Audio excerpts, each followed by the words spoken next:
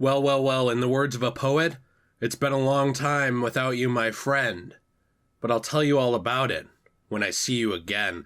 I took a break for a couple days. Unheard of on this channel, but I am feeling rested and ready to go. And Iron Man has had a game confirmed. Finally! Well, Jay, there was the ones on the 360 and PS3, they're based off the MCU. Yeah, I know about Iron Midman, okay? Like, those games are fine. They're fine. They're not terrible. I do think that they have some fun stuff in them. Absolutely. But we're finally seeing a AAA, full-on, real Iron Man game announced. Now, here's the kicker. EA. That's the kicker, is EA. Now, I've got a lot of thoughts on this, but I did want to talk about everything we know so far on this Iron Man game, what's going on with it. Very, very early. We are in pre-production, so not a ton, but there is some very interesting information to know going into it. So before we hop into this, please be sure to leave a like and subscribe for more content.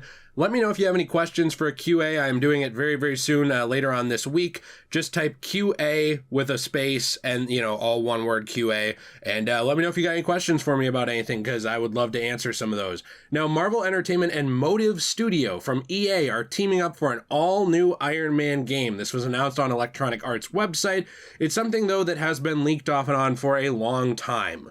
We've heard about this in the past. We didn't know if it was real or not. And again, with video game leaks, like, channels like me and Podcast Now, my friend Alex always say, here's the thing with video game leaks. They're interesting, they're fun, but they might be true and they might not be. This one actually turned out to be true, so it's very cool to actually see that happening.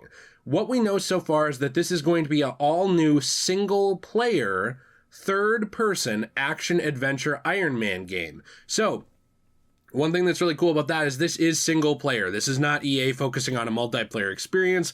This is not EA trying to take it in that direction. This looks like something that was possibly inspired by the success, and this is just my opinion, of something like Jedi Fallen Order, because we now know that they're doing more things with that. And keep in mind, this is the same company, the parent company, EA, is the same company who tweeted things like, she's a 10, but she only enjoys single-player games. Kind of knocking single-player games and talking about how multiplayer is great. Because that's where EA makes all their money. On sports games, they make all their money on, the shooters that they make with microtransactions and other stuff. I mean, even more recently, they had released the Battlefield 2042, and I guess it's not that recent at this point, but without a story mode, just kind of baking it into the multiplayer.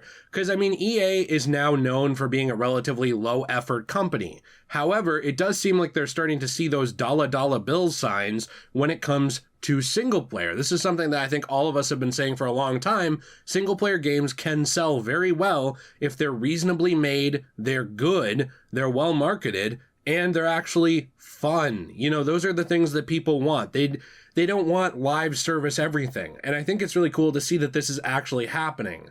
The team is being led by Oliver Pro, who brings experience working on past Marvel titles like Marvel's Guardians of the Galaxy game, which is a great game, by the way, and is joined by a dedicated team of passionate industry veterans, including Ian Fraser, Maylin Lumino, and JF Poirier at the studio. I think I said most of these names right, believe it or not. So one really cool thing with this is going to actually be developed in collaboration with Marvel Games.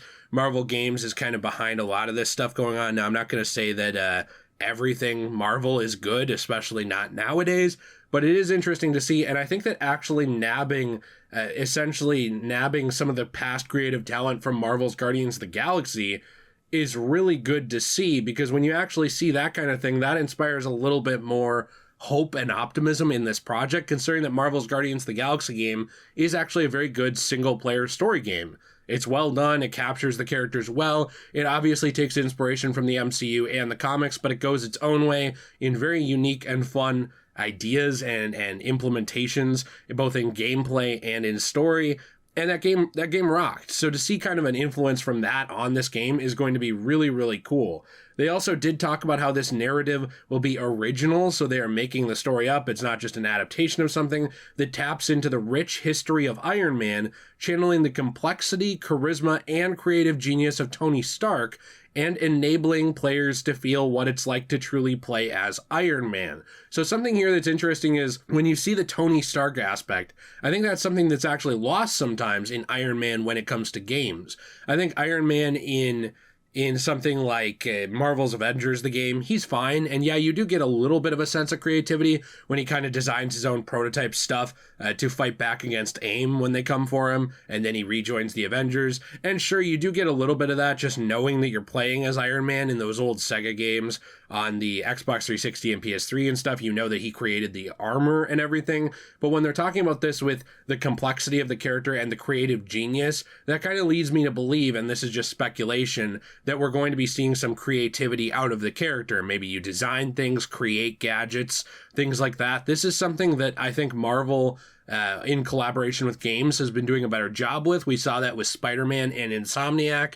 And if we can see it there, I think we could see it at an even higher level with someone with the resources and abilities of Tony Stark. And now that's not to say that Tony Stark is somehow leagues above Peter Parker, but let's be honest, his resources certainly are. So I think that it would be really interesting to see more of that. Now, one thing that's interesting with this is that Motive is the one actually creating this. Now, I know that when people hear EA, they think, oh no, EA.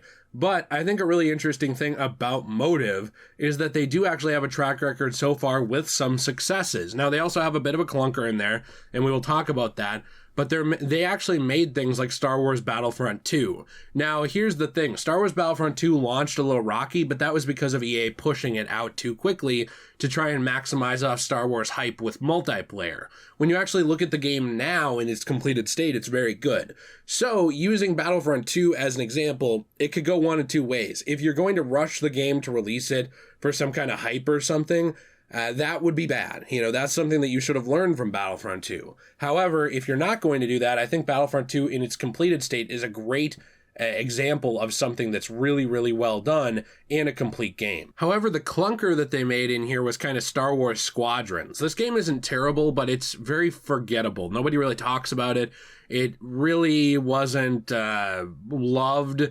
It was kind of coming out to almost be a Rogue Squadron type game, but it didn't really fully reach that level, and it doesn't have the staying power that something like Battlefront 2 had. Now, it's not a bad game by any means, so when I say clunker, I don't mean it's horrible. I just mean it didn't really have that level of success, and really no one talks about it now.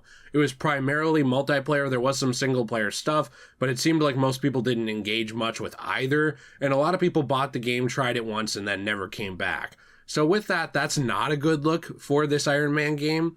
But a very good look, I believe, is the Dead Space remake. While this game isn't out yet, we've seen a lot of footage from it that's looking really, really good. I have my own opinions on it with not really using the original team because everybody's scattered and things like that. But the Motive team does look like they're doing a fantastic job with the Dead Space remake.